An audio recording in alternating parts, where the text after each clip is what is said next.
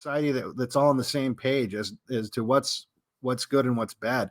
But as soon as we get atomized and turn into this, libertarian wet dream of just every man for themselves, we all just become numbers in a spreadsheet at that point, and everything's just going to be all these decisions are just going to be made, strictly for profit. Like all these people that say, like, oh well, these companies go broke. They're never gonna do all this stuff because the people will stop buying the products. And first of all, the people aren't going to stop buying the products. The people are being engineered from cradle to grave in terms of being made good little consumers. And on top of that, there with the monopolies that are in place, it's almost impossible to avoid some of these products, right? It's not like the joke, start your own bank, just start your own this, and some of that has taken place, like Odyssey, like we're here right now. But I mean, at a certain point, we have to start our own government. Yes, it's going to get to that point. We're going to have to start our own bank, and at some point, I guess we're going to have to get our own land.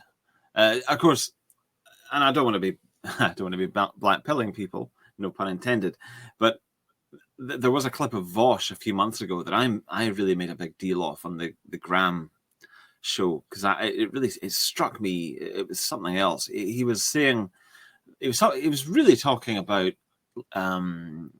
would you call it neoliberal imperialism, where if a US state were to secede, then the rest of the US would invade it in order to, well, install democracy, a la Iraq, the Iraq War, but in order to save it from itself, to do the decent thing and bring it back into alignment with Western values.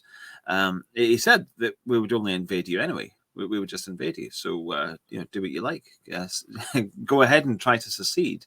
And they will. They absolutely would. I mean, that was the first Civil War. That's what happened there.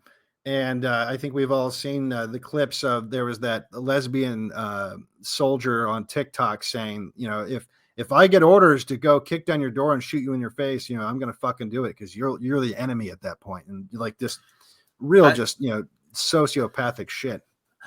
There was a follow-up with that where she, I think she claimed that she'd been joking or something. Yeah. But I mean, it really didn't seem like, I don't know, maybe this is Zoomer humor that I just don't get.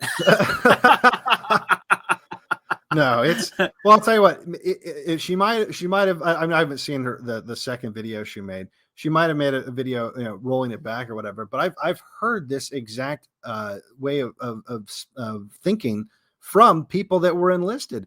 I had this impression growing up, or not growing up, but rather, going to like high school in a relatively red state or reddish state.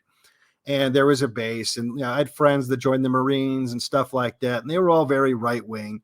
And I just had this impression like, oh yeah, well, the military's based, the military, it's just all these red blooded Americans. And, that they would never be able to, if there was ever a civil war, the right would have to win because everyone in the army is right wing. I would not only was this, and this is way before, this is when, don't ask, don't tell was still like a thing, like they wouldn't allow gays in the military, certainly wouldn't allow trans in the military or anything like that. And then I moved to DC to do work with government contractors. And I was meeting the people that were, at the DOD in positions of power. And first of all, almost a shocking percentage of them were women. And they were all leftists, borderline communists at the administrative level across the board, and not just DOD. I mean, like almost. And now, granted, this was during the Obama administration, but I don't think. This is the deep state. I don't think there's been a whole lot of turnover. I mean, if anything, it's much worse now than it was before. And not only that, though, there was. I would go out, and you'd hang out. I had a friend. She was a Marine, and she had a party once, and I was like, all right, I'll go to your party and hang out with Marines or whatever. And she was bisexual and lefty. I was a libertarian, right? So I was kind of like one of these, like, whatever, libertine degenerates. And I was just like, whatever. I don't agree with them politically, but I'll hang out with them. I'll still party with them or whatever. And I still remember I was on the back porch, where everyone was smoking cigarettes and drinking beers and stuff. And it was a bunch of these Marine guys, and politics came up, and I thought for sure that I would have a very receptive audience. Like a lot of these guys have to be right wingers. They're Marines. They're all talking. They're all running around going "oorah" and slamming beers down their throats. No, like not at all. Not at all. They were all basically communists. Like they were to the extent where I stopped. I just didn't even start. I mean, I didn't want to be like the right wing extremists that got beat up by 20 communist Marines. So I just stopped talking about politics.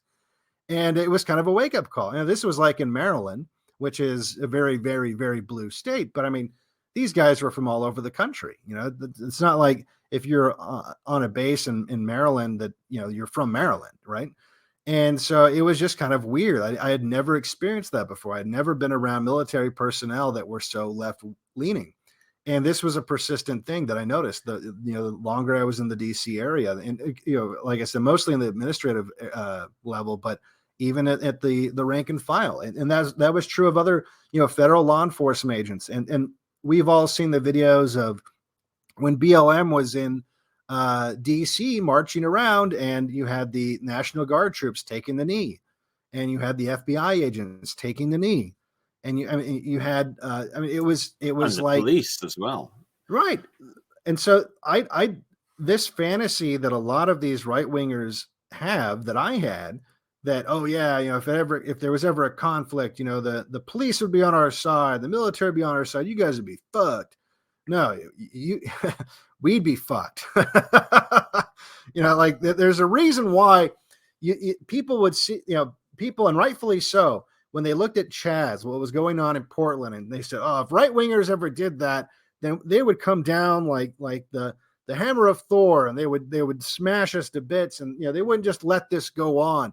And you're right, they wouldn't let that go on. Now, one of the reasons they wouldn't let that go on is because the right wouldn't just be a bunch of retarded children doing DMT and frolicking around trying to grow vegetable gardens in parking lot medians, right? But the other thing is, it just the ruling class likes those people. The mayor was like, "Oh, it's like the summer of love." It reminded her of her boomer teenage years. Well, that's an interesting. There is this bizarre and rather surprising relationship between the boomer generation and what we now see with Antifa. A lot of the officials and politicians who approve of Antifa are of that generation. I'm not sure if it's a direct line. I mean, presumably in the 80s and 90s and 2000s, these same people would have disapproved of those tactics, but they wouldn't have publicly supported them. Whereas now, things have degenerated to the point where they do just come out and publicly say, "Yeah, it's right that they have space to destroy." I know that there's a racial angle with that particular quote, but you know what I mean. Right. Well, I don't think it was so much that their views have changed, though. I just think that they are now in the majority, or at least they feel as if they're certainly in the institutions, they're the majority. And so I think before they agreed I don't think their moral compass hasn't shifted. I think that they're exactly they've always been, quite frankly, satanic pedophiles, like we keep seeing with the two CNN producers in the last 2 weeks, that we've got two dead to rights, no way around it, two big time CNN producers who are pedophiles. And that's to say nothing of Jeffrey Epstein and this long line of thing. And this sort of thing was going on in the 80s. It was just, you couldn't talk about it because you still had a Christian right that had some kind of political power, and they just don't exist. The Christian right's political power. Look at the Christian institutions. Well, but also just another factor is that we didn't have the internet in the 80s, so there was no way to spread this kind of stuff. It would just have been completely fringe rumors. But anyway, sorry about what you were going to say about the Christian right. No, you're right. It was much easier to cover up this sort of stuff, but also just the fact that the power in the institutions is just gone. You have when you realize that And I knew just people talk about the Catholic Church really going downhill with the Pope and this sort of thing. But I knew that, I mean, that was the case a long time ago when you had uh, people like Nancy Pelosi who claim to be Catholics, who run as pro-choice and are not excommunicated from the church. And this is not just limited to the Catholic Church. There's other Mormons even. You had Harry Reid, who used to be, I believe, the Speaker of the House during, or maybe he was the Senate Majority Leader. Maybe, I don't think he was Speaker of the House, but he was a Mormon and out of Las Vegas, and he was pro-choice, and he was not excommunicated from the Mormon Church.